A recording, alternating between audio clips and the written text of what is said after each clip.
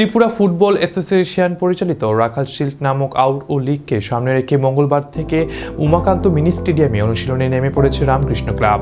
Ramakrishna club গত বছর knock আউটে রানার্স খেতাব দখল করছিল। রামকৃষ্ণ ক্লাবের প্রথম দিনের অনুশীলনে মণিপুরের 7 জন ফুটবলারকে নিয়ে অনুশীলন করতে দেখা যায় কোচ কৌশিক রায়কে। আগামী 1-2 দিনের মধ্যে আসাম, মণিপুর, কলিম্পং ও রাজ্যের 7 জন ফুটবলার অনুশীলনে যোগ দেবেন বলে জানান ক্লাব সদস্য অমিত দেব।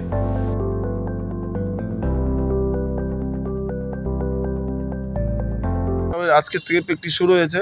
আমাদের ইন্টার স্টেটের আপাতত এখন 7 জন প্লেয়ার আছে, আর স্থানীয় প্লেয়াররা আজকে আসবে। কালকে থেকে আমরা ফুল টিম নিয়ে প্র্যাকটিস করব। যেহেতু নকআউটে প্রথম ম্যাচ আপনাদের সেমিফাইনাল, সেই দিক দিয়ে কি বলবেন? আজকে আমরা শুরু করেছি, আমাদের হাতে এখনও অন্তত দিন 15 হাতে সময় আছে। তো এই সময়ের মধ্যে টিমটা প্রস্তুতি আমরা সেরে নেব।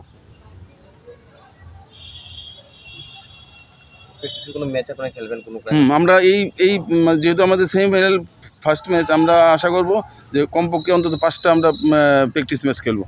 সম্পূর্ণ টিম কবে মানে হাতে আসবে? এই তো আগামী 2-3 দিনের মধ্যে আমরা ফুল টিম পেয়ে যাব, এবং আমরা কমপক্ষে 4 থেকে 5টা প্রস্তুতি ম্যাচ খেলব 90 মিনিটের।